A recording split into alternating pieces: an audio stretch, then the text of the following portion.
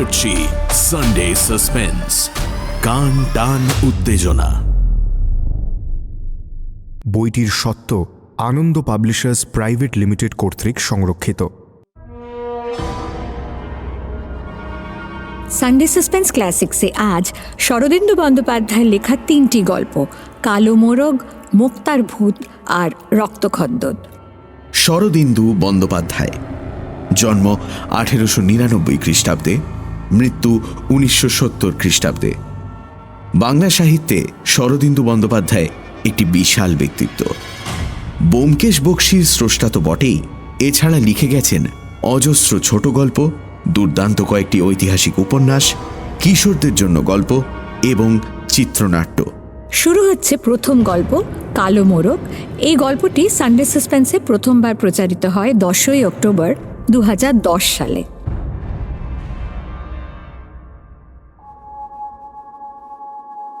লজিকের professor গোকুলবাবুর শিকারের নেশা ছিল। শীতকালে কলেজের ছুটি ছাটা পেলেই তিনি বন্দুক নিয়ে বেরিয়ে পড়তেন। বাঘ ভাল্লুক শিকারের মতন উচ্চাকাঙ্ক্ষা তার ছিল না। ঘুঘু, বনপায়রা, হরিয়াল, বড়জোর খরগোশ মেরে তার রক্ত পিপাসা চরিতার্থ হতো। ন্যায়শাস্ত্রের অধ্যাপক গোকুলবাবুর মনটি ছিল ভীষণ যুক্তিপরায়ণ। এক অজানা যুক্তির দ্বারা নিয়ন্ত্রিত হয়ে তিনি বিয়ে করেননি। একটি স্ত্রীলোককে কেন তিনি সারা জীবন ধরে ভরণ পোষণ করবেন, এর কোনো যুক্তিসম্মত কারণই তিনি নাকি খুঁজে পাননি। অন্তরঙ্গ বন্ধু বান্ধবও কেউ ছিল না তার কাছে। এই সমস্ত সম্পর্কের কোনো মানে হয় না। বস্তুত এই মানে হয় না কথাটা তার মনের এবং কথার মাত্রা হয়ে দাঁড়িয়েছিল। ভূত, ভগবান, প্রেম, আত্মবিসর্জন প্রভৃতি কথা শুনলে তিনি একটু মুখ বাঁকিয়ে বলতেন, মানে হয় না। নিজের শিকার প্রীতিরও তিনি একটি মানে আবিষ্কার করেছিলেন। জীব মাত্রেই হিংসাপরায়ণ, হিংসাবৃত্তি মানুষের স্বধর্ম। মাঝে মাঝে রক্তপাত না করলে মনের স্বাস্থ্য খারাপ হয়ে যায়, তাই শিকার করা আবশ্যক। তিনি একা শিকারে যেতেন। তার পরিচিতদের মধ্যে কারুর শিকারের নেশা ছিল না। তাছাড়া গোকুলবাবুর মতে দল বেঁধে শিকার করতে যাওয়ার মানে হয় না। তার একটি সাইকেল ছিল। একনলা বন্দুকটি সাইকেলের রডে বেঁধে তিনি বেরিয়ে পড়তেন। শহরের 8-10 মাইল বাইরে লোকাল বোর্ডের রাস্তার ধারে একটি মাঝারি গোছের জঙ্গল আছে। শীতকালে যখন বট ও অশ্বত্থের ফল পাকতে আরম্ভ করে, তখন পায়রা জাতীয় পাখিরা সেখানে ভিড় জমায়। গোকুলবাবু প্রত্যেক বছর সেই জঙ্গলে শিকার সন্ধানে যান। পৌষ মাসের মাঝামাঝি এক দুপুরে গোকুলবাবু সাইকেল চড়ে যাত্রা করলেন। ধীর গতিতে সাইকেল চালিয়ে বনের কিনারায় উপস্থিত হলেন। বনের কিনারায় একটি গ্রাম। গ্রামে এক মুদির দোকানে সাইকেল রেখে তিনি জঙ্গলের মধ্যে প্রবেশ করলেন। জঙ্গলটি আকারে প্রায় গোলাকৃতি, ব্যাস অনুমান 3 মাইল। এর আশেপাশে কয়েকটি ছোট ছোট গ্রাম। কোনো গ্রাম হিন্দু প্রধান, কোনো গ্রাম মুসলমান প্রধান। গ্রামবাসীরা সকলেই চাষি। জঙ্গলের চারপাশে গ্রামগুলি দেখে মনে হয় যেন জঙ্গলকে পাহারা দেবার জন্যই থানা বসিয়েছে। বনটি খাসমহলের সম্পত্তি হলেও গ্রামবাসীরা এখানে গরু মোষ চড়ায়। গোকুলবাবু বন্দুক কাঁধে নিয়ে বনের কেন্দ্রস্থল লক্ষ্য করে চললেন। বেলা 3টে, সূর্য একটু পশ্চিমে ঢলে গেছে। ঘাসে ঢাকা ভূমির এখানে ওখানে প্রকাণ্ড প্রকাণ্ড গাছগুলো একা দাঁড়িয়ে আছে। কোথাও বা কয়েকটা গাছ একসঙ্গে ঘোট পাকিয়েছে। বট গাছগুলো ফলে ফলে রাঙা। কিন্তু আশ্চর্য, কোথাও একটিও পাখি নেই। এই সময় গাছে গাছে ফলের লোভে পাখির ভিড় লেগে থাকে। আজ পাখিগুলো গেল কোথায়? গোকুলবাবু এক জায়গায় স্থির হয়ে দাঁড়িয়ে কান পেতে শুনলেন। ঘুঘুর উদাস বিলাপ, বন পায়রার ফটফট পাখার আওয়াজ, না, কিছুই শোনা যাচ্ছে না। তিনি চারদিকে দৃষ্টি ফেরালেন। কই, গরু ভেড়াও তো চড়ছে না। বনের সকল পশু পাখি শলা পরামর্শ করে একসঙ্গে অদৃশ্য হয়েছে নাকি? বিরক্ত হয়ে তিনি মনে মনে মন্তব্য করলেন,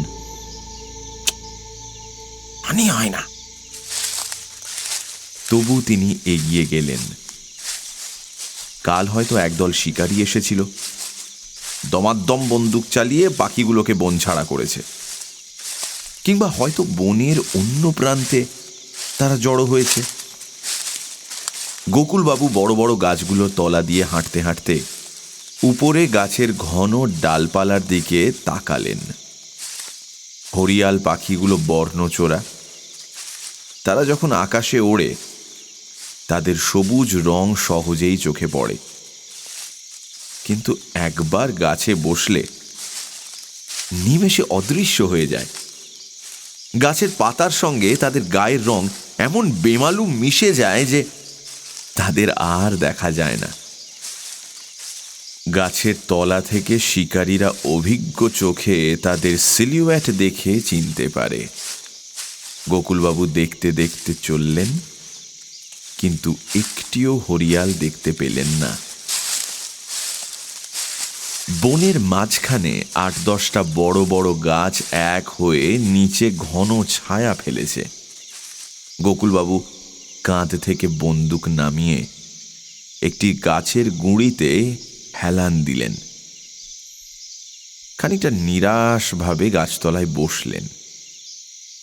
যে পুকুরে মাছ নেই সে পুকুরে মাছ ধরা এবং যে বনে পাখি নেই সে বনে পাখি মারতে আসা একই কথা, মানে হয় না। তিনি পকেট থেকে কুচো সুপুরি বের করে কিছুক্ষণ চিবোলেন। তারপর মন একটু চাঙ্গা হতে উঠে দাঁড়ালেন।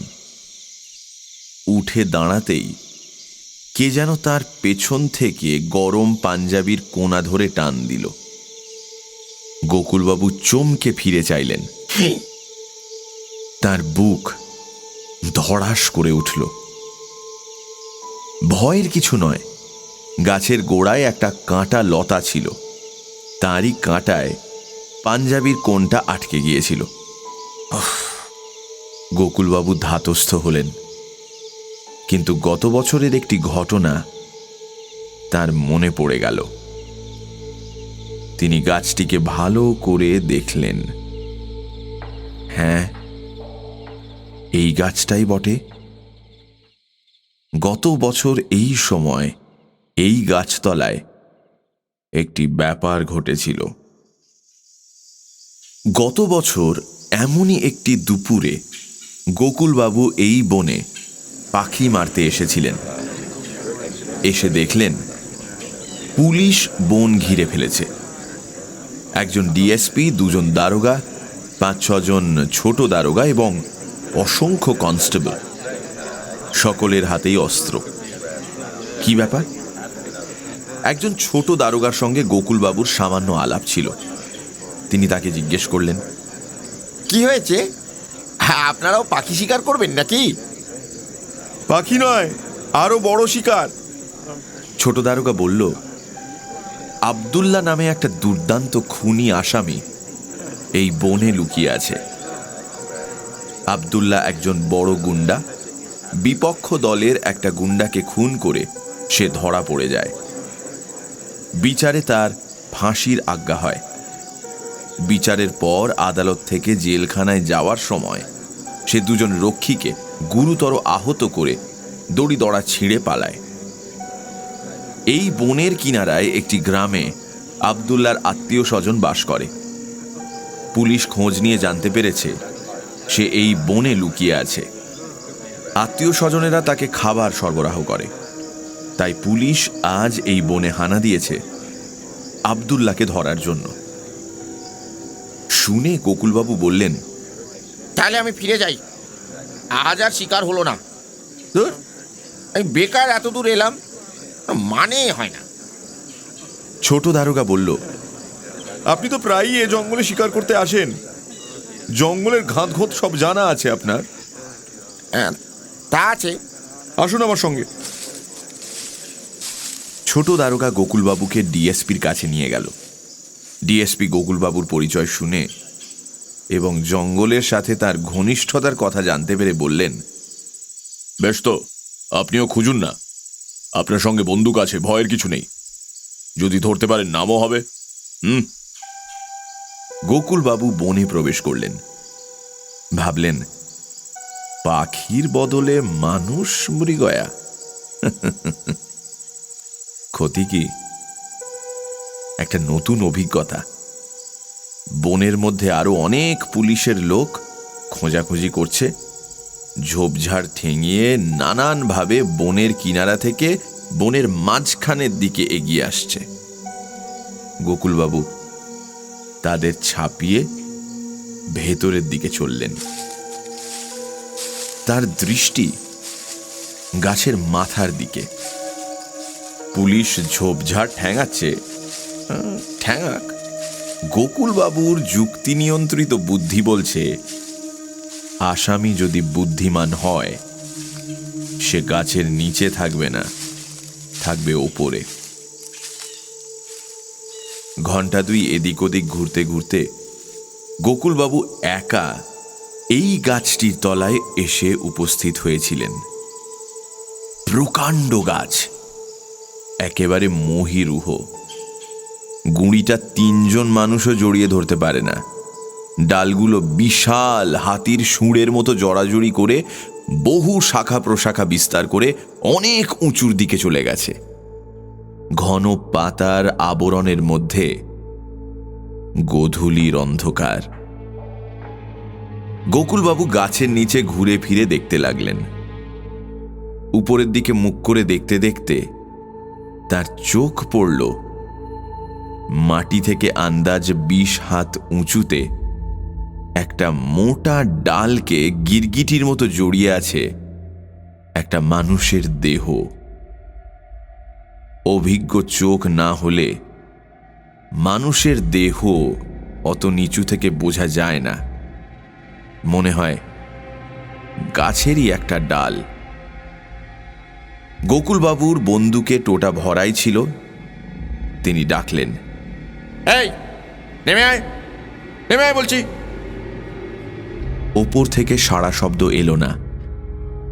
গিরগিটির মতো আকৃতিটা নিশ্চল রইল।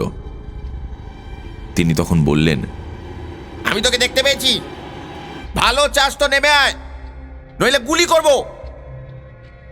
এবারও আকৃতিটা নড়ল না।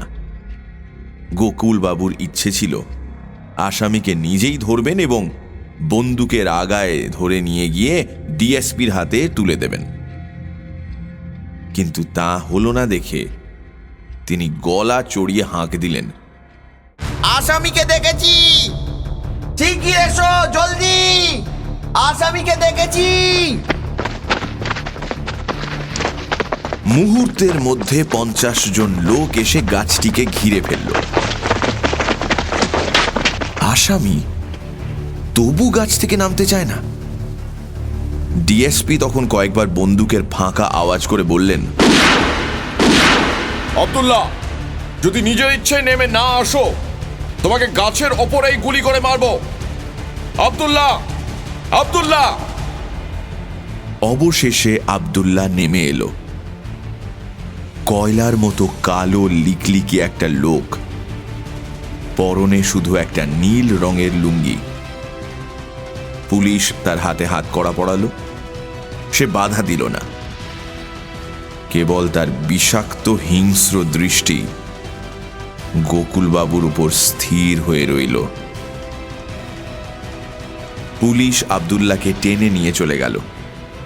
কিছুদিন পরে গোকুলবাবু খবর পেলেন আব্দুল্লাহর ফাঁসি হয়ে গেছে। এটা 1 বছর আগের ঘটনা।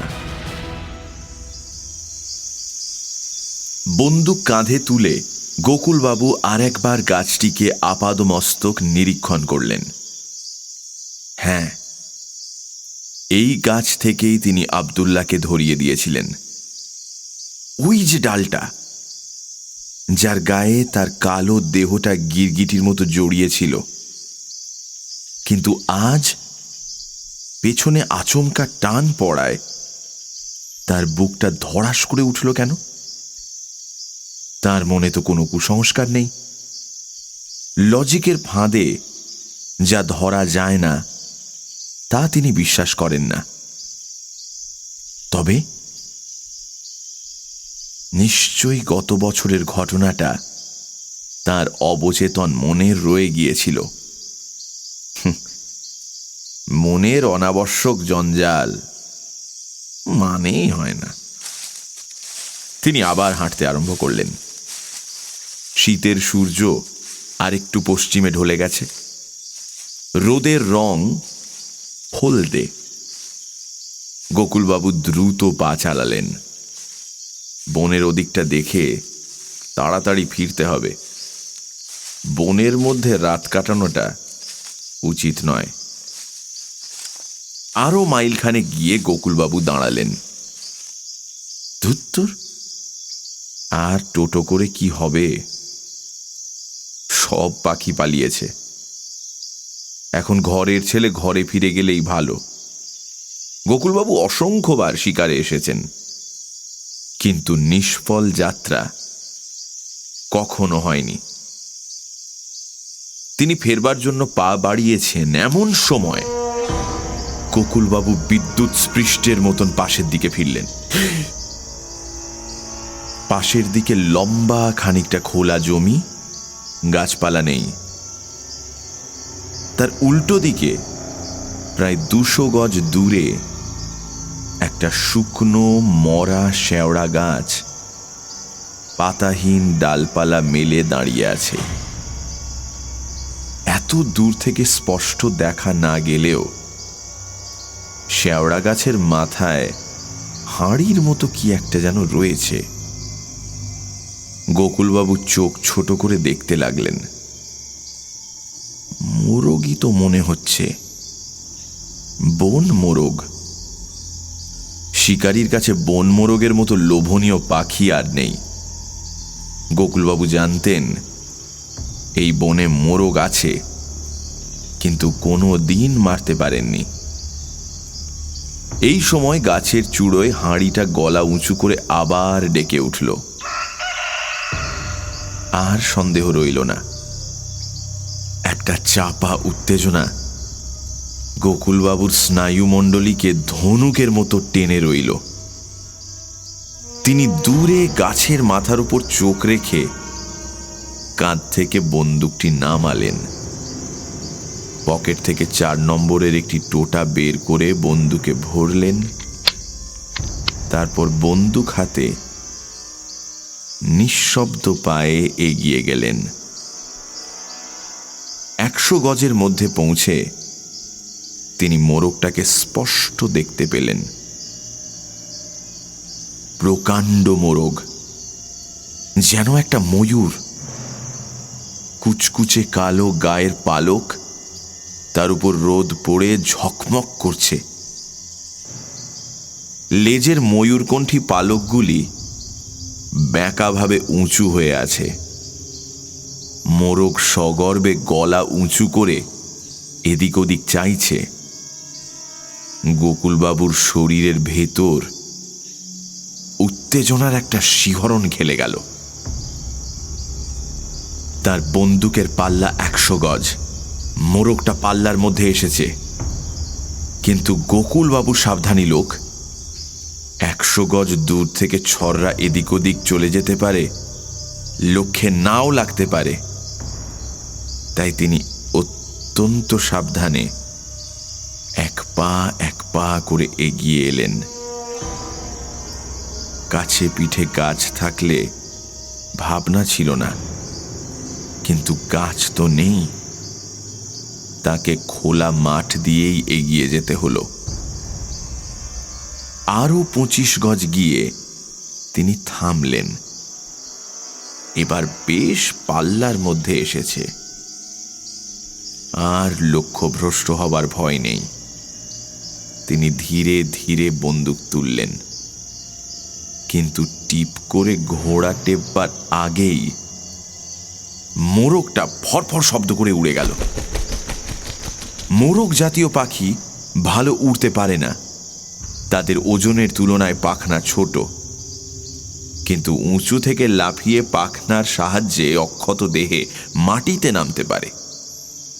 মোরগটা পাখনা নাড়তে নাড়তে মাটিতে নেমে কোঁক কোঁক শব্দ করতে করতে একদিকে ছুটল। গোকুলবাবু দেখলেন প্রায় 100 গজ গিয়ে মোরগটা একটা গাছের তলায় দাঁড়ালো। তারপর যেন কিছুই হয়নি এমনই ভাবে গাছের নিচু ডালে উঠে ডাকল। গাছের তলায় ছায়া ছায়া, তবু মোরগটাকে স্পষ্ট দেখা যাচ্ছে। গোকুলবাবু বেড়ালের মতো চুপচাপ এগিয়ে গেলেন। তার বাহ্য জ্ঞান নেই, সমস্ত ইন্দ্রিয় ওই পাখিটির ওপর কেন্দ্রীভূত হয়েছে। তিনি আবার তার পাল্লার মধ্যে হাজির হয়েছেন, কিন্তু এবারও বন্দুক তোলার সঙ্গে সঙ্গে মোরগ উড়ে গেল। বেশি দূর গেল না, ঠিক পাল্লার বাইরে গিয়ে একটা ঝোপের পাশে দাঁড়ালো। গলা উঁচু করে ব্যঙ্গ ভরে ডাকল। গোকুলবাবু আবার চললেন। নিয়তির চুম্বক তাকে টেনে নিয়ে চলল। ক্রমে সূর্য বনের আড়ালে ঢাকা পড়ল। চারিদিক ছায়া ঘেরা। গোকুলবাবুর সেদিকে কিন্তু কোনো লক্ষ্য নেই। তিনি মোহগ্রস্তের মতো মোরগের পেছনে চললেন, কিন্তু অনেক চেষ্টা করেও তিনি মোরগটাকে মারতে পারলেন না। যতবার ধরা ছোঁয়ার মধ্যে আসেন ততবার বন্দুক তোলার সঙ্গে সঙ্গে মোরগ পালিয়ে যায়।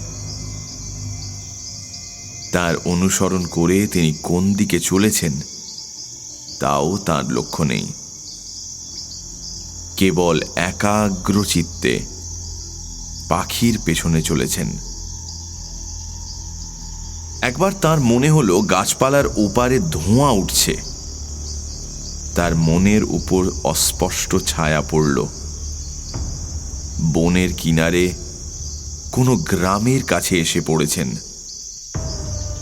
দিনের আলো দ্রুত নিভে আসছে। চারিদিকের গাছপালা আবছায়া হয়ে গেছে। তবু কালো মোরগটাকে পরিষ্কার দেখা যায়। হঠাৎ মোরগটা থামের মতো একটা উঁচু জায়গায় উঠে তীব্র কণ্ঠে ডাক দিল। গোকুলবাবু দেখলেন একটা গোরস্থান, গ্রাম্য গোরস্থান। বেশিরভাগ কবরই মাটির। ইটের কবর যে 2-4টে আছে তাও চুনসুরকি খসে গিয়ে জীর্ণ হয়ে পড়েছে। শুধু একটা গোর নতুন, তার গায়ের চুনকাম পুরোটা মুছে যায়নি। সেই গোরের মাথার উপর মোরগটা গর্বিত ভঙ্গিতে দাঁড়িয়ে আছে। গোকুলবাবু শীর্ণ একটা নিঃশ্বাস টানলেন। অন্ধকারে দূরত্বটা বোঝা যায় না, তবু 60-70 গজের বেশি হবে না। গোকুলবাবুর বুক উত্তেজনায় দুরু দুরু করে উঠল। এবার ফসকালে আর মোরগ মারা যাবে না। সামনে বাঁ পাশে একটা বড় ফণি মনসার ঝোপ, সেটার আড়ালে গিয়ে দাঁড়াতে পারলে। গোকুলবাবু কোনাচে ভাবে ফণি মনসার ঝোপের দিকে চললেন। তার দৃষ্টি মোরগের দিকে। তারপর হঠাৎ ঝোপের দিক থেকে একটা সরসর শব্দ শুনে মোরগের ওপর থেকে তার দৃষ্টি সরে গিয়ে ঝোপের উপর পড়ল। ঝোপের ভেতর থেকে একটা কালো মানুষের মুখ বেরিয়ে আসছে, নিষ্ক্রান্ত দাঁত, চোখ দুটো অপার্থিব হিংসায় জ্বলছে। দুই হাতে ফণী মনসার কাঁটা সরিয়ে মূর্তি বেরিয়ে এলো। কয়লার মতো কালো গায়ের রং, পরনে নীল রঙের লুঙ্গি। নরঘাতক আব্দুল্লাহ! তার অভিপ্রায় সম্বন্ধেও সন্দেহের কোনো অবকাশ নেই। গোকুলবাবু দ্বিধা করলেন না, বন্দুক তুলে ফায়ার করলেন আব্দুল্লাহর মুখে। কিন্তু কিছুই হলো না। আব্দুল্লাহ এগিয়ে আসতে লাগলো। গোকুলবাবু কিছুক্ষণের জন্য হতবুদ্ধি হয়ে গেলেন। তারপর যে কথাটা বিপদের সময় তিনি ভুলে গিয়েছিলেন সেটা মনে পড়ে গেল। আব্দুল্লাহর তো ফাঁসি হয়ে গেছে, সে তো বেঁচে নেই। গোকুলবাবুর হৃৎপিণ্ডটা একবার উন্মত্তভাবে লাফিয়ে উঠল। তার যুক্তিনিষ্ঠ মস্তিষ্কে শেষবারের জন্য চিন্তার ছাপ পড়ল। মানেই হয় না। শুনলেন কালো মোরগ। পরবর্তী গল্প মুক্তার ভূত।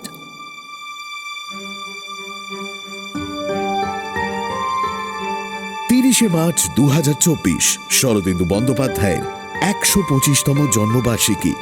সেই উপলক্ষে মির্চির বিশেষ নিবেদন শরদিন্দু 125।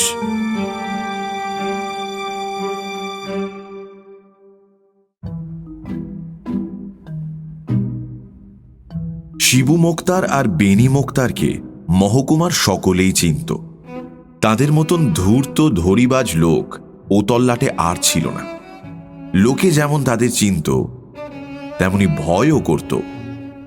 একবার তাদের পাল্লায় পড়লে আর কারুর রক্ষে ছিল না। জোঁক যেমন গা থেকে রক্ত শুষে নেয়, অথচ জানতেই পারা যায় না, তারাও তেমনি মিষ্টি কথায় ভুলিয়ে টাকা শুষে শুষে মক্কেলকে সর্বশান্ত করে দিত। আদালতে দুজনের মধ্যে রেষারেষি চলত, আবার বাইরে ভাবও ছিল। শিবু মক্কেলকে বলতো, বেনিটা জানে কি, হ্যাঁ, ওকে এক তুড়িতে উড়িয়ে দেব। আবার বেনিও নিজের মক্কেলকে বলতো, শিবুটা একটা আস্ত গাধা, আইনের প্যাঁচে ফেলে ওর দফা রফা করে দেব। কিন্তু সন্ধেবেলা একজন আরেকজনের দাওয়ায় বসে তামাক না খেলে রাত্রে ঘুম হতো না। এমনি ভাবে দুই মোক্তার সারা জীবন পরস্পরের সঙ্গে বাইরে শত্রুতা আর ভেতরে বন্ধুত্ব করে ক্রমে ক্রমে বুড়ো হয়ে এলো। দুজনেরই বেশ টাকা কড়ি বাড়িঘর হয়েছে। বলতে গেলে তারাই দেশের মধ্যে সবচেয়ে গণ্যমান্য হয়ে উঠেছে। বারোয়ারি দুর্গাপুজোয় এক বছর শিবু প্রেসিডেন্ট হয়, পরের বছর বেনি প্রেসিডেন্ট হয়। স্কুল কমিটিতেও তাই, কেউ কারুর চেয়ে খাটো নয়। ওদের দুজনের মধ্যে বোধহয় শিবুরই ফিচেল বুদ্ধি বেশি ছিল। সে একদিন মনে মনে মতলব আঁটল, বেনিকে ভালো করে ঠকাতে হবে, কারণ এ পর্যন্ত কেউ কাউকে ভালো করে ঠকাতে পারেনি। বুদ্ধির যুদ্ধে কখনো বেনি জিতেছে, কখনো শিবু জিতেছে। ফলে দুজনের মধ্যে কেউই বড়াই করে বলতে পারত না যে আমি বেশি চালাক। শিবু মুক্তার ফন্দি ঠিক করে হঠাৎ একদিন সন্ধেবেলা হন্তদন্ত হয়ে বেনিকে গিয়ে বলল, ভাই বেনি, বড় বিপদে পড়েছি, 50টা টাকা ধার দিতে পারো? কালই ফেরত পেয়ে যাবে। বেনি শিবুর মতলব বুঝতে পারল না, বলল, আর কি, নিয়ে যাও। শিবু টাকা নিয়ে নিজের বাড়িতে গ্যাঁট হয়ে বসল। পরদিন টাকা ফেরত দেবার কথা, কিন্তু শিবুর দেখা নেই। বেনির মন উতলা হয়ে উঠল। তারপর আরো 2 দিন কেটে গেল। কিন্তু শিবুর টাকা দেবার কোনো চেষ্টাই দেখা গেল না। বেনি মহা ফাঁপড়ে পড়ল। সে বুঝল শিবু তাকে জোর ঠকিয়েছে, কিন্তু লজ্জায় সে কথা কারুর কাছে বলতে পারল না। হ্যান্ড নোট না লিখিয়ে নিয়ে শিবুকে সে টাকা ধার দিয়েছে এই কথা জানাজানি হলে দেশশুদ্ধ লোক হাসবে, বলবে বেনি মুক্তারটা গাধা। শিবুও তাই চায়। বেনি মুক্তার চিন্তায় আধখানা হয়ে গেল। শিবুর সঙ্গে যখনই দেখা হয় বেনি ফিসফিস করে বলে, ভাই শিবু, আমার টাকা। শিবু বলে, কিসের টাকা? বেনি বলে, সেই যে সেদিন তুমি ধার নিলে, আরে 50 টাকা। শিবু হেসে বলে, বেনি ভাই, বুড়ো হয়ে তোমার কি মাথা খারাপ হয়ে গেছে নাকি? টাকা আবার আমি কবে নিলুম? বেনি রেগে বলে, দেবে না তাহলে? হ্যাঁ, আচ্ছা আচ্ছা, আমিও দেখে নেব। শিবু হ্যাঁ হ্যাঁ করে হেসে বলে, বেশ তো, এই মোকদ্দমা করো না। হ্যান্ড নোট আছে নিশ্চয়। বেনি রাগে দাঁত কড়মড় করতে করতে চলে যায়। ক্রমে কথাটা চারিদিকে রাষ্ট্র হয়ে গেল যে বেনির 50 টাকা শিবু মুক্তার বেবাক ঠকিয়ে নিয়েছে।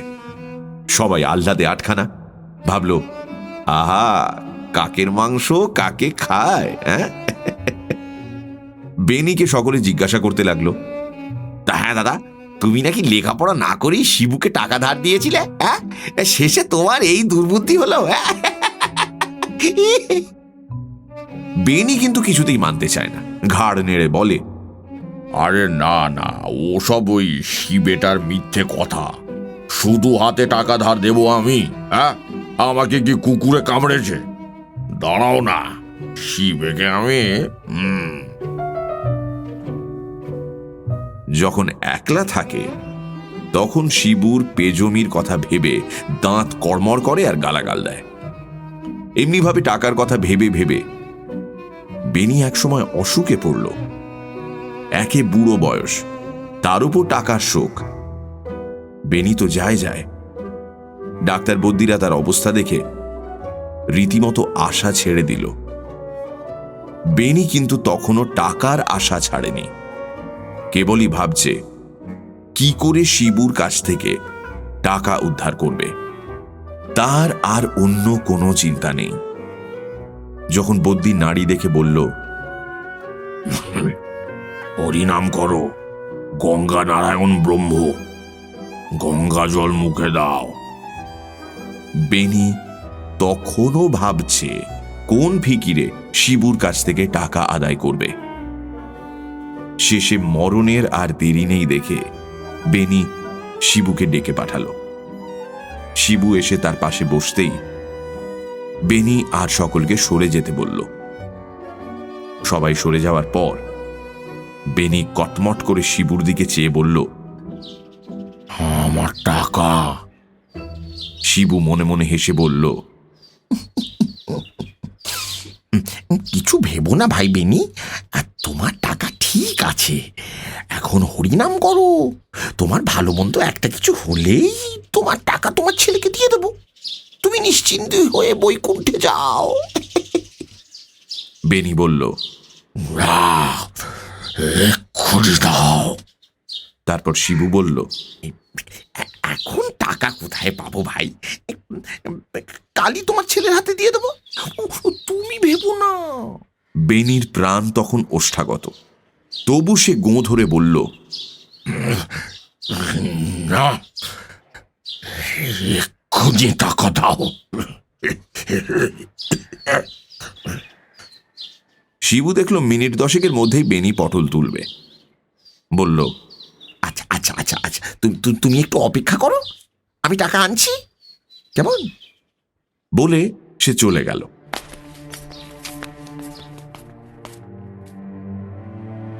নিজের বাড়িতে ফিরে গিয়ে শিবু গম্ভীরভাবে বসে রইল। তারপর বেনির বাড়ি থেকে যখন মরা কান্না উঠেছে তখন সে আবার বেনির বাড়িতে গিয়ে হাজির হলো। যেন কতই শোক পেয়েছে এমনিভাবে কাঁদতে কাঁদতে বেনির ছেলেকে সান্ত্বনা দিতে লাগলো। বলল, আমি আর বেনি এক মন এক প্রাণ ছিল, তাই শেষ সময় আমাকে দেখবে বলে বেনি ডেকে পাঠিয়েছিল। যাবার সময় বলে গেল, আমার ছেলে নিহাত ছেলে মানুষ, দেখবার কেউ নেই, তুমি দেখাশোনা করো।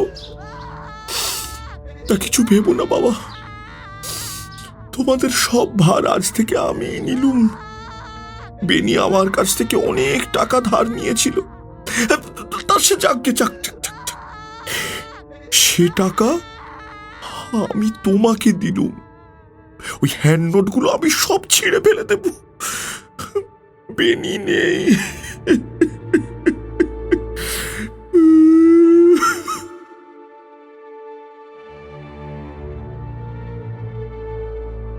পাড়াপড়শি যারা ছিল তারা শুনে অবাক হয়ে ভাবতে লাগলো, তাই তো, কি আশ্চর্য, শিবুর সঙ্গে বেনির এত ভালোবাসা ছিল। ক্রমে বিকেল হয়ে আসছিল। পাড়ার অনেক ছেলে ছোকরা জুটে বেনির মরা কাঁধে করে শ্মশানে নিয়ে চলল। শিবুও বন্ধুত্বের খাতিরে সঙ্গে গেল। ইচ্ছেটা এই, বেনির শেষ দেখে তারপর বাড়ি ফিরবে। গঙ্গার ধারে শ্মশান ঘাটে যখন সবাই পৌঁছল, তখন সন্ধে হয়।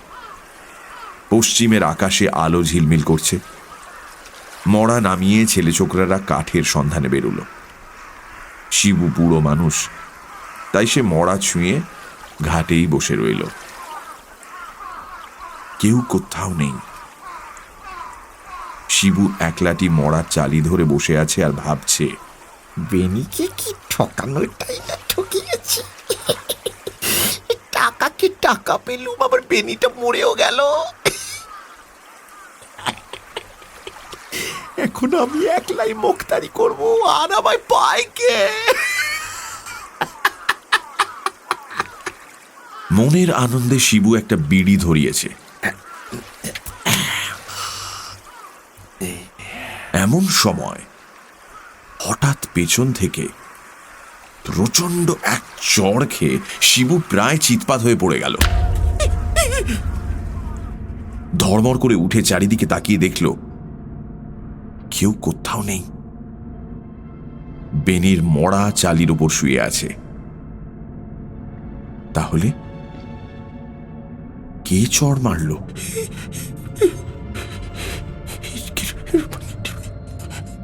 শিবু জীবনে অনেক মরা পুড়িয়েছিল, তাই শ্মশানে তার ভয় ছিল না।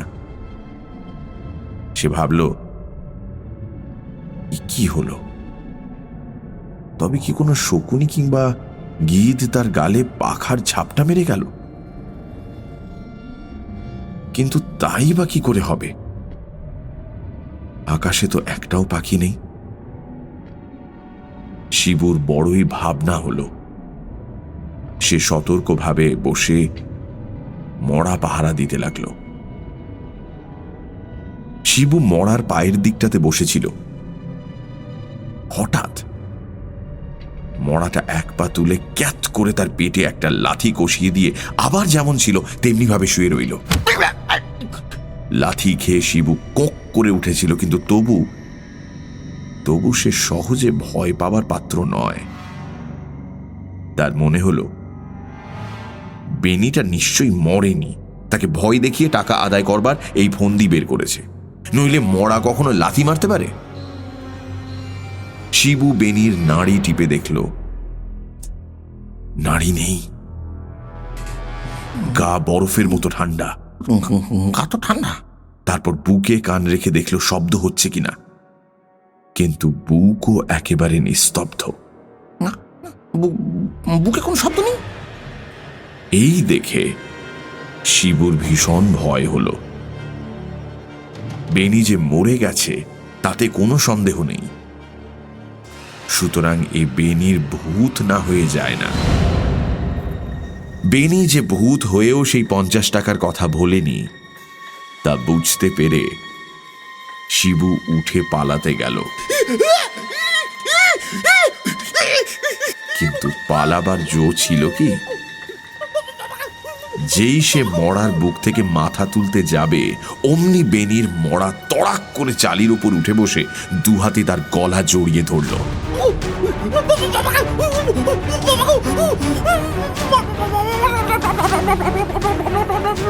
শিবু গলা ছাড়াবার জন্য যতই টানাটানি করে, বেনির মড়া ততই তাকে জোরে আঁকড়ে ধরে।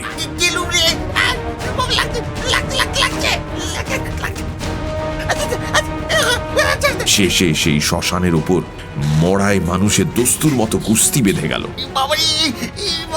এ ওঠে তো ও পড়ে, ও পড়ে তো এ ওঠে। শিবু যেই পালাতে যায়, অমনি বেনির মড়া তাকে লেঙ্গি দিয়ে ফেলে দেয়।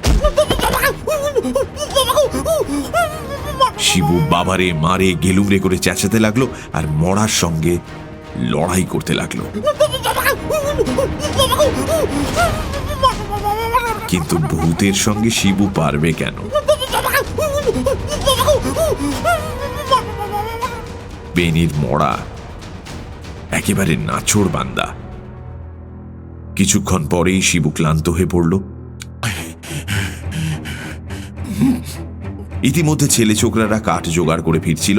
তারা শিবুর চিৎকার শুনে দৌড়ে এসে যে দৃশ্য দেখল, তাতে তাদের বুকের রক্ত প্রায় ঠান্ডা হয়ে গেল। তারা দেখল বেনির মড়া আর শিবু চালির উপর পাশাপাশি গলা জড়াজড়ি করে বসে আছে। মড়ার মুখে বিন্দুমাত্র বিকৃতি নেই। তার একটা হাত সাঁড়াশির মতন শিবুর গলাটি জড়িয়ে আছে। শিবুর মুখ ভয়ে নীল হয়ে গেছে। সে মাঝে মাঝে উঠে পালাবার চেষ্টা করছে, কিন্তু পালাতে পারছে না। বসে পড়ে ঠক ঠক করে কাঁপছে।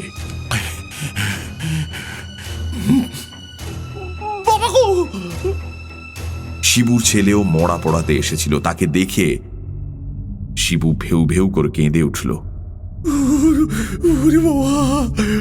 বাড়ি যা, 50টা টাকা বেনির বউয়ের হাতে দিয়ে আইকে যাবো রে বাবা রে, নইলে আমাকে ছাড়বে না।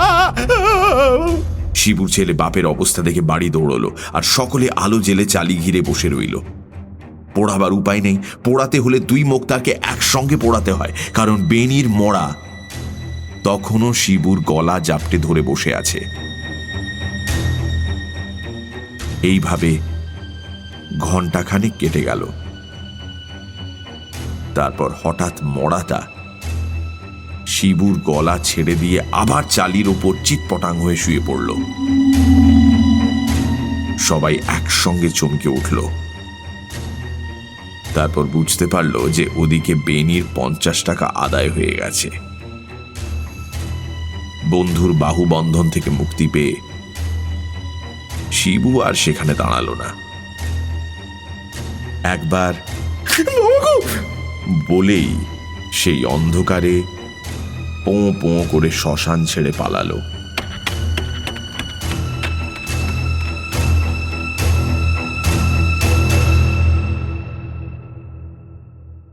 শুনলেন মুক্তার ভূত। আজকের তৃতীয় গল্প রক্তখদ্যোত।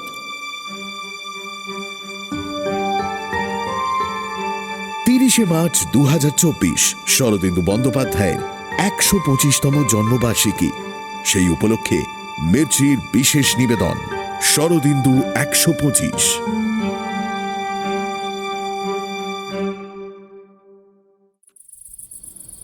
সন্ধ্যের সময় প্রত্যেক দিনের অভ্যেস মতো আমরা কয়েকজন ক্লাব ঘরের মধ্যে জমা হলাম। বড়দা সিগারেটের শেষাংশটুকুতে লম্বা একটা শুক টান দিয়ে সেটা সযত্নে অ্যাশট্রের ওপর রেখে দিল। তারপর আস্তে আস্তে ধোঁয়া ছাড়তে ছাড়তে বলল, ভূতের গল্প তোমরা অনেকেই শুনেছ, কিন্তু ভূতের মুখে ভূতের গল্প কেউ শুনেছ কি? অমূল্য এক কোণে বসে একখানা সচিত্র বিলিতি মাসিকপত্রের পাতা উল্টাচ্ছিল। বলল, অসম্ভব, একটা কিছু বড়দার বলাই চাই। বড়দা বলল, আপাত দৃষ্টিতে ঘটনাটা অসম্ভব বলে মনে হতে পারে বটে, কিন্তু আসলে তা নয়। তবে বলি শোনো।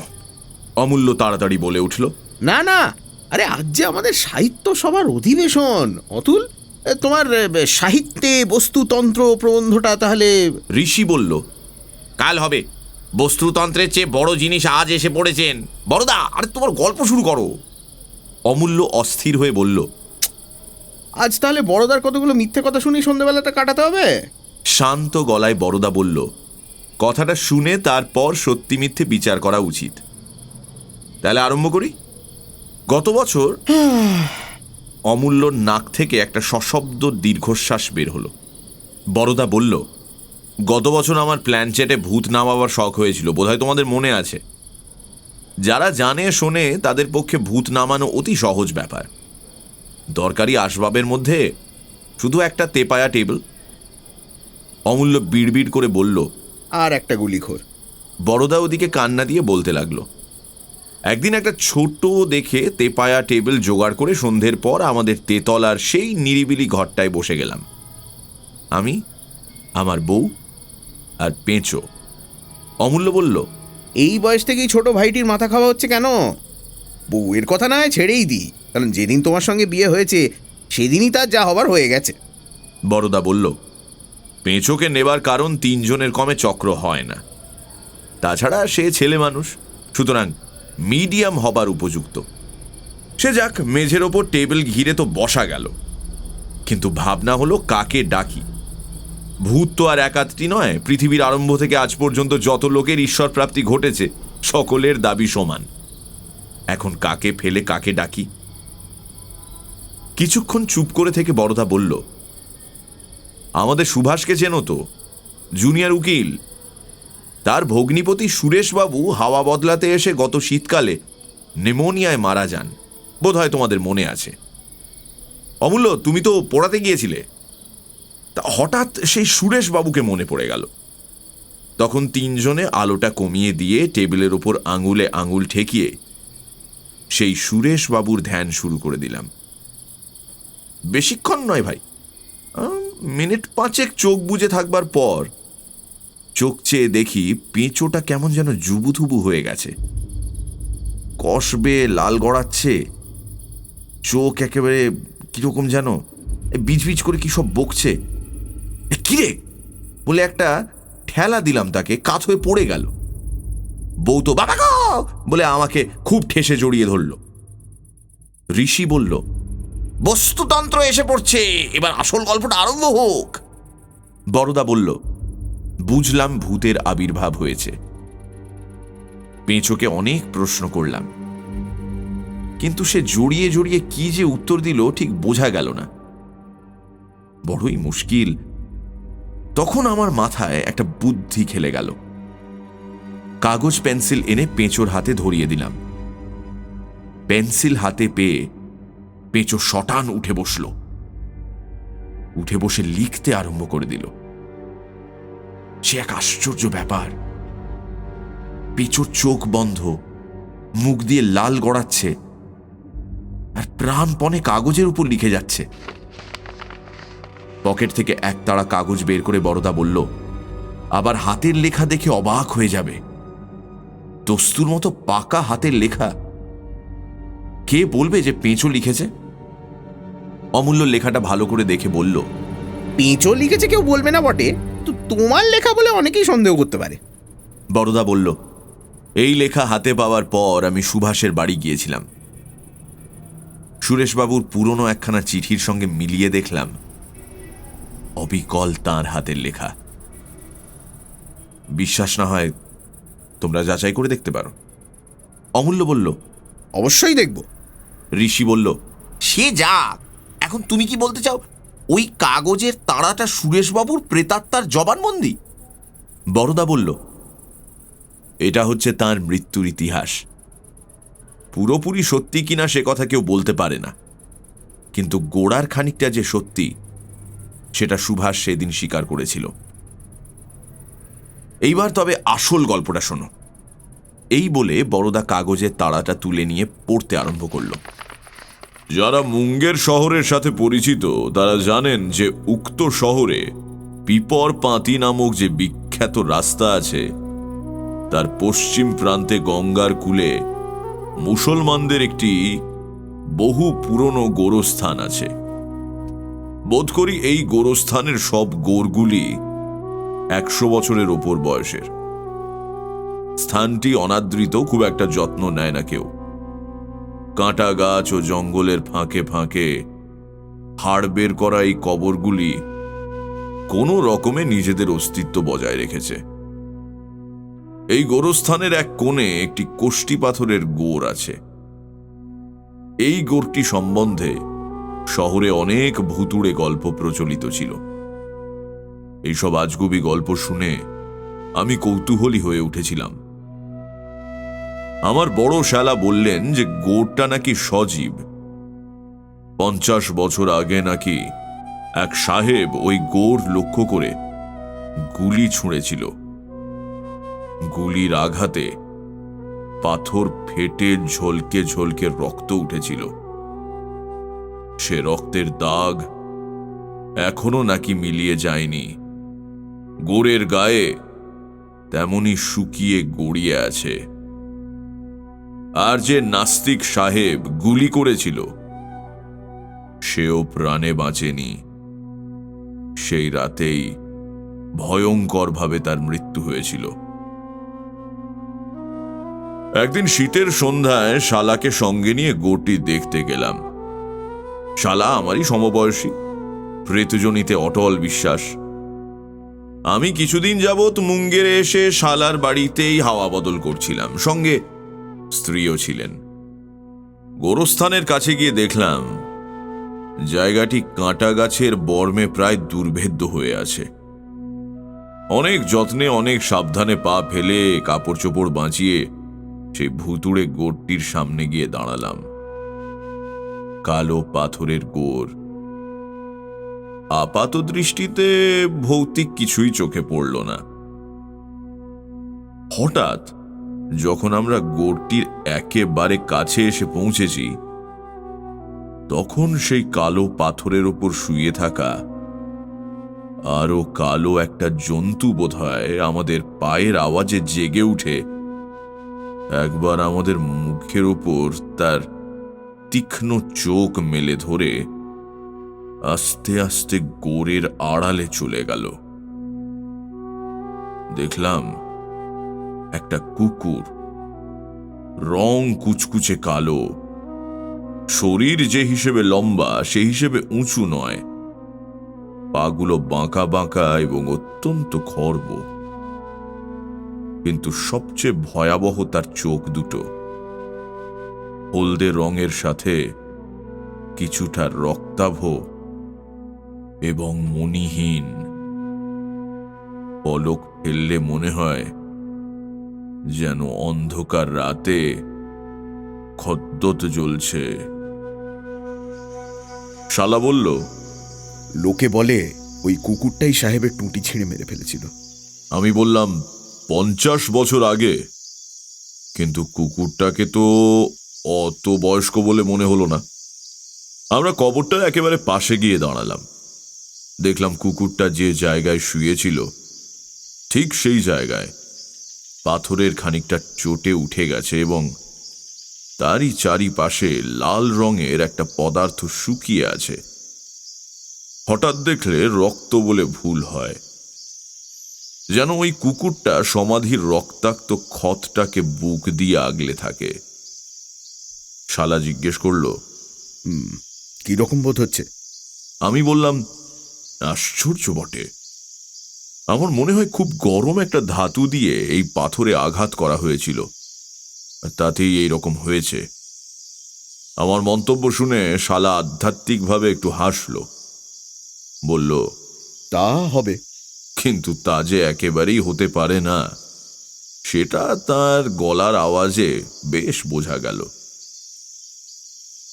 কোনো একটা তর্কাধীন বিষয়ের আলোচনায় মানুষ যখন অট্টহাস্য করে, যেন অপরপক্ষের সঙ্গে তর্ক করাটাই ছেলে মানুষই, তখন অপরপক্ষের মনে রাগটা হওয়া খুবই স্বাভাবিক। আমারও একটু রাগ হলো, কিন্তু যে লোক তর্ক করতে অসম্মত তাকে প্রত্যক্ষ প্রমাণ দিয়ে বুঝিয়ে দেওয়া ছাড়া অন্য কোনো রাস্তা নেই। তাই আমি বললাম, আচ্ছা এক কাজ করা যাক, আমার মাথায় একটা প্ল্যান এসেছে। এই পাথরটা ভেঙেই দেখা যাক না, ঝলকে ঝলকে রক্ত বেরোয় কিনা।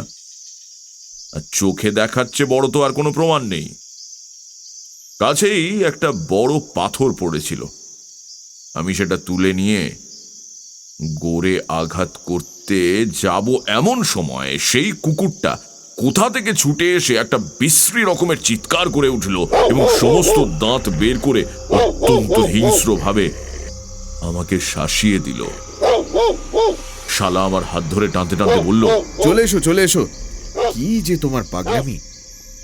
কুকুরটার আকস্মিক আবির্ভাবে আমার শালা যতটা অভিভূত হয়ে পড়েছিল, বাস্তবিক পক্ষে আমি কিন্তু ততটা হইনি।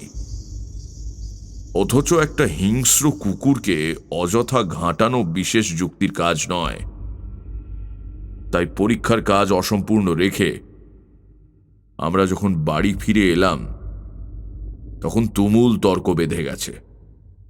বাড়ি ফিরতেই আমার শালার বউ এবং যার সম্পর্কে শালার সাথে সম্বন্ধ, মানে আমার গিন্নি, তারা এসে যুদ্ধে যোগ দিলেন। দুজনেই নবীনা, বিদুষী, প্রতীচ্যের আলোক তাদের চোখে সোনার কাঠি স্পর্শ করিয়েছে।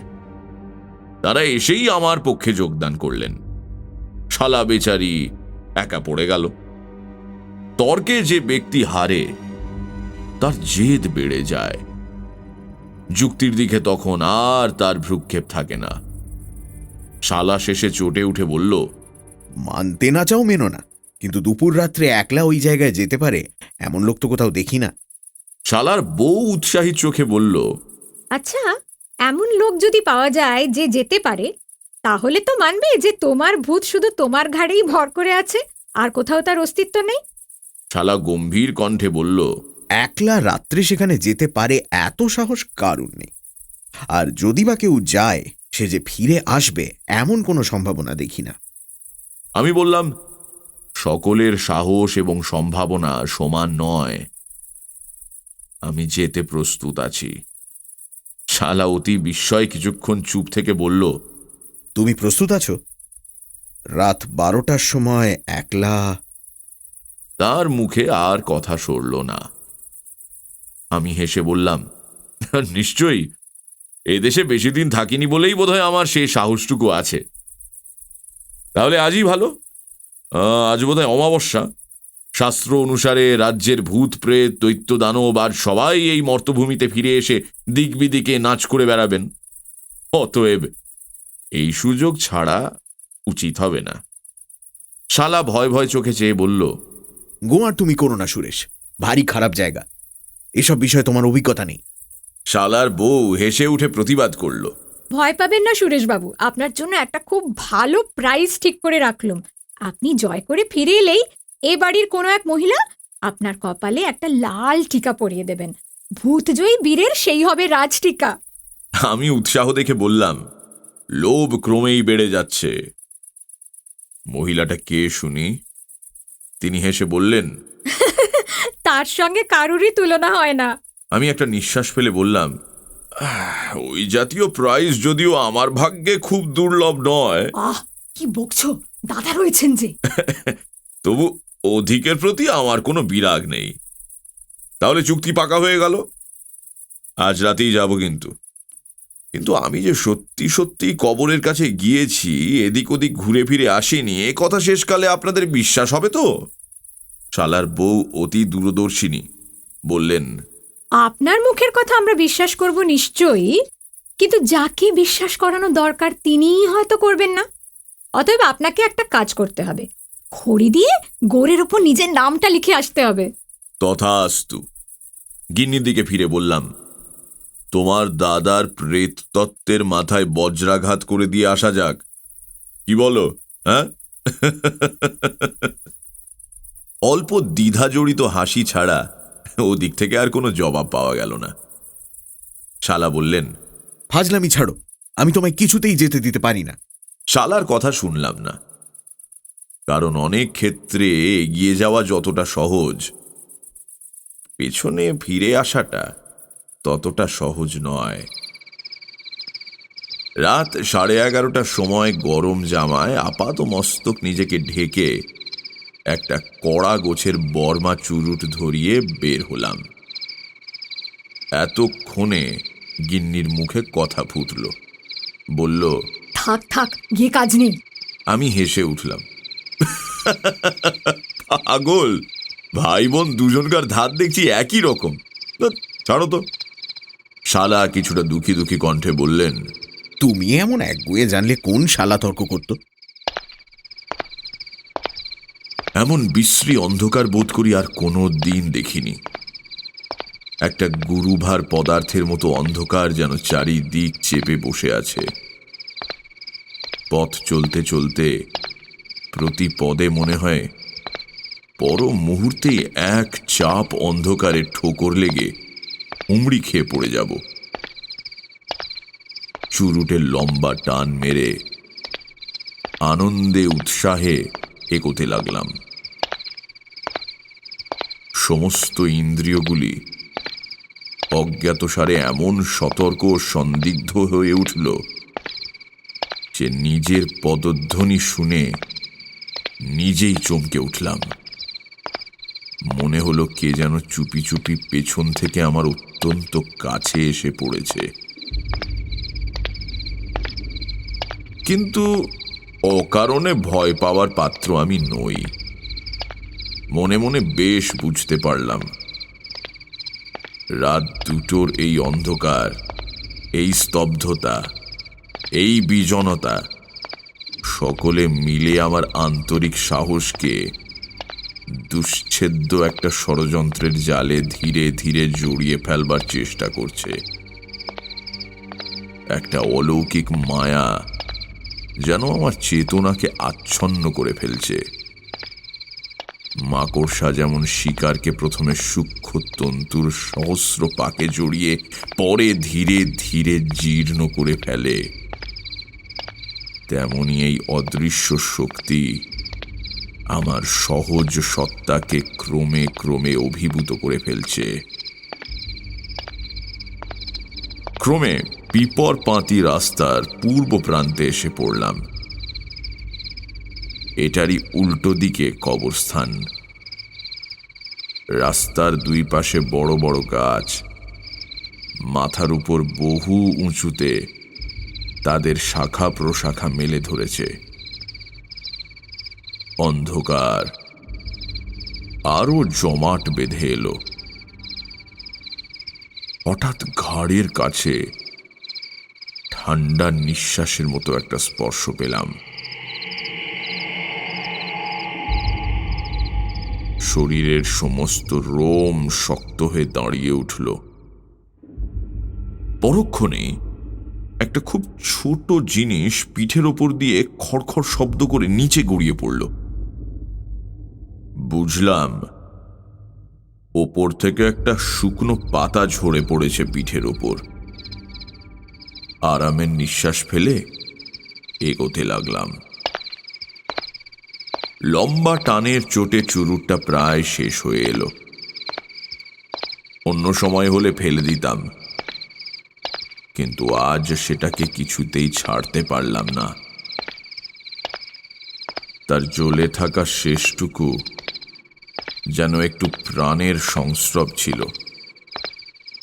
এই নিঃসঙ্গ অন্ধকারের মধ্যে আমার সমস্ত অন্তরাত্মা যেন সঙ্গীর জন্য ব্যাকুল হয়ে উঠেছিল। তখন ওই ক্ষীণ রশ্মিটুকু জীবন্ত সঙ্গীর মতো প্রাণের মধ্যে ভরসা জাগিয়ে রেখেছিল। ওটাকে ফেলে দিলে যে অনেকখানি সাহসও চলে যাবে, সেটা বেশ বুঝেছিলাম। কিন্তু ক্রমে যখন আঙুল পুড়তে লাগলো, তখন সেটাকে ফেলে দিতেই হলো। একবার বেশ ভালো করে টেনে নিয়ে সামনের দিকে কিছু দূরে ফেলে দিলাম। ফেলে দেওয়া মাত্র মনে হলো যে আঙুল দুটো দিয়ে চুরুট ধরিয়েছিলাম, সেই দুটো আঙুলের ফাঁক দিয়ে খানিকটা ঠান্ডা বাতাস শরীরের মধ্যে ঢুকে পড়ল। আমার চোখ ছিল এই ফেলে দেওয়া চুরুটটার উপর। এটা মাটিতে পড়া মাত্র আগুন ছিটকে উঠল। তারপর এক আশ্চর্য ব্যাপার ঘটল। ছিটকোনো আগুনটা মাঝপথে দুটো আকৃতি ধরে পাশাপাশি একসঙ্গে নড়তে আরম্ভ করল। মাটি থেকে প্রায় 1 হাত ওপরে থাকা পরস্পরের 4টে আঙুলের ব্যবধানে এই ক্ষুদ্র আগুনের গোলা দুটো একজোড়া লাল জোনাকির মতো সামনের দিকে চলতে আরম্ভ করলো এবং মাঝে মাঝে মিটমিট করতে লাগলো। আমার মাথা বোধহয় গরম হয়ে উঠেছিল, কিন্তু কি জানি কেন আমার ধারণা জন্মালো যে ওই মিটমিট করা আগুনের স্ফুলিঙ্গ দুটো আর কিছুই নয়, দুটো চোখ আমার দিকে তাকিয়ে আছে এবং এই চোখ দুটোর পেছনে একটা ছোট আকারের কুকুরের কালো রং যে অন্ধকারে মিশে আছে তা যেন মনে স্পষ্ট অনুভব করলাম। চলতে চলতে কখন দাঁড়িয়ে পড়েছিলাম লক্ষ্য করিনি। চোখ দুটো সামনে কিছু দূরে দাঁড়ালো। তারপর কতক্ষণ যে চোখের পাতা না ফেলে আমার মুখের দিকে তাকিয়ে রইল জানি না। মনে হলো বহুক্ষণ পরে সেই চোখের পাতা পড়ল। তখন সেটা আবার চলতে আরম্ভ করল। আমিও পেছন পেছন চললাম। শরীরের উপর তখন কোনো অধিকারই নেই। স্বপ্নে বিভীষিকার সামনে থেকে পালাবার ক্ষমতা যেমন লোপ পায়, আমিও তেমনি নিতান্ত নিরুপায় ভাবে ওই চোখের পেছন পেছন হাঁটতে লাগলাম। স্বাধীন ইচ্ছে তখন একেবারে অবশ। আছে কেবল সমস্ত চেতনাব্যাপী দিগ্বিদিক জ্ঞানশূন্য ভয়। কতক্ষণেই আগুনের চোখ আমাকে তার আকর্ষণ প্রভাবে টেনে নিয়ে গিয়েছিল আমার ধারণা নেই। একবার চেতনার অন্তরতম প্রদেশে যেন তীক্ষ্ণ অনুভূতির ছায়া পড়েছিল যে পাকা রাজপথ দিয়ে চলছি না।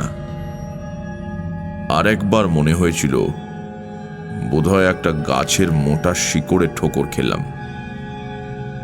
কিন্তু সেসব আমার ইন্দ্রিয় উপলব্ধির বাইরে। হঠাৎ একটা বড় রকমের ঠোকর খেলাম, এটা বেশ মনে আছে। তারপর হুমড়ি খেয়ে পড়তেই নিচের দিকে গড়াতে আরম্ভ করলাম। কোথায় পড়েছি কোনো ধারণাই ছিল না। অন্ধকারে দেখাও অসম্ভব। কিন্তু এই পতন যে অনন্তকাল ধরে চলতে থাকবে এবং পতনের লক্ষ্য যে একটা অতল স্পর্শ স্থানে লুকিয়ে আছে সেটা মনের মধ্যে বদ্ধমূল হয়ে গেল। অথচ কি নিদারুণ সেই পতন! গড়াতে গড়াতে এক ধাপ থেকে অন্য ধাপে পড়ছিলাম এবং প্রত্যেক ধাপে নিচে গড়িয়ে যাওয়ার সঙ্গে সঙ্গে দেহের হাড়গুলো যেন একবার করে ভেঙে যাচ্ছিল। এই নিচে নেমে যাওয়ার শেষ ধাপে যখন এসে পৌঁছলাম তখন জ্ঞান বিশেষ ছিল না, কিন্তু একটা অনন্ত যন্ত্রণার পথ যে অতিক্রম করে এসেছি সেটা সমস্ত শরীর দিয়ে টের পেলাম। অনেকক্ষণ পর চোখ মেললাম। সেই দেহহীন লাল চোখ দুটো আমার মুখের অত্যন্ত কাছে ঝুঁকে পড়ে কি যেন পরীক্ষা করছে। দেহের রক্ত তো জল হয়ে গিয়েছিলই, এবার সেটা একেবারে বরফ হয়ে গেল। একটা অসহ্য শীতের শিহরণ সমস্ত দেহটাকে যেন ঝাঁকানি দিয়ে গেল। তারপর আর কিছু মনে নেই।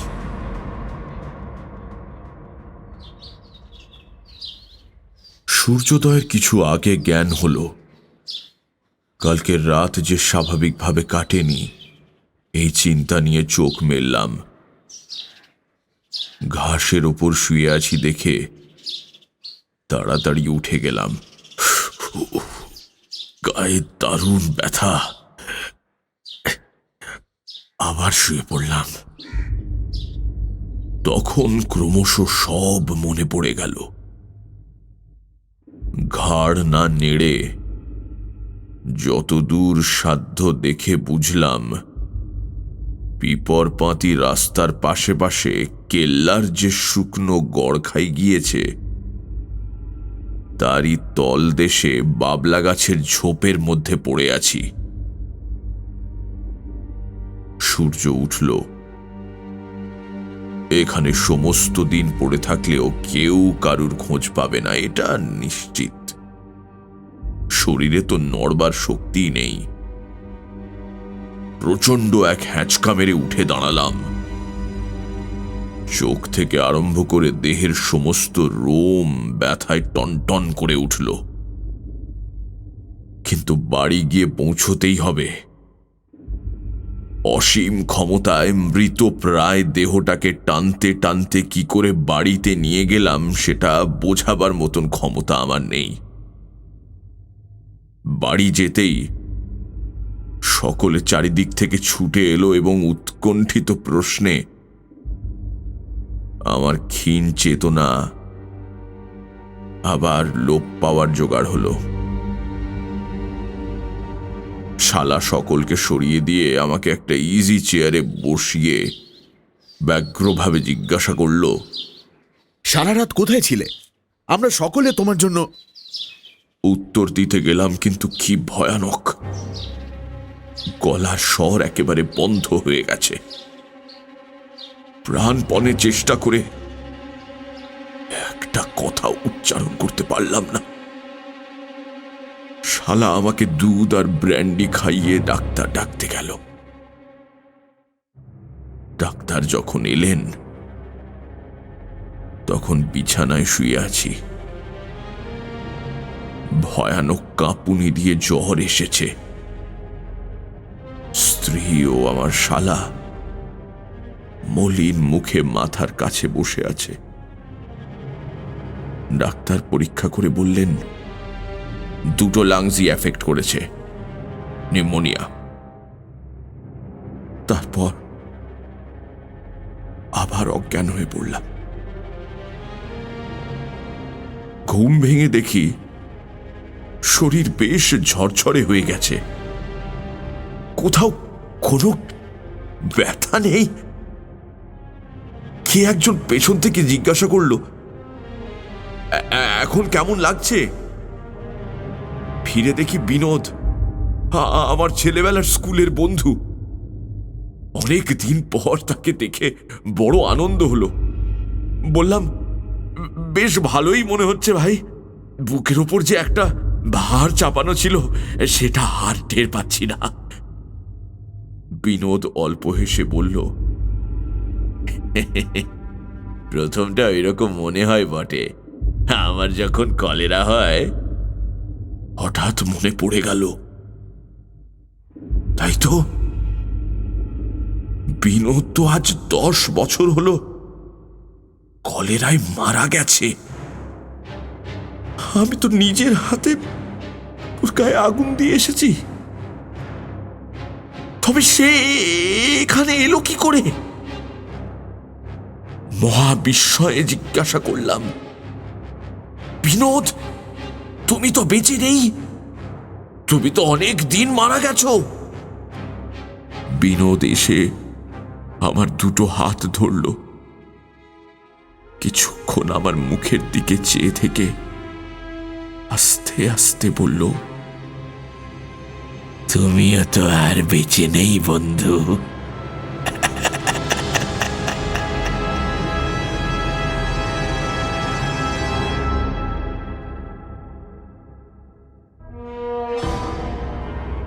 সানডে সাসপেন্স ক্লাসিক্সে আজ শুনলেন শরদিন্দু বন্দ্যোপাধ্যায়ের লেখা 3টি গল্প, কালো মোরগ, মুক্তার ভূত, রক্তখদ্দর। গল্প পাঠে মীর, দীপ, ইন্দ্রাণী। গল্পের সূত্রধার আমি ইন্দ্রাণী। শব্দগ্রহণ, ধ্বনি পরিকল্পনা ও স্পেশাল এফেক্টসের রিচার্ড, প্রচার অলঙ্করণ জয়েন দ্য ডটস। সহপরিচালনায় অনির্বাণ ও অভিষেক। সমগ্র পরিকল্পনা ও পরিচালনায় আমি ইন্দ্রাণী।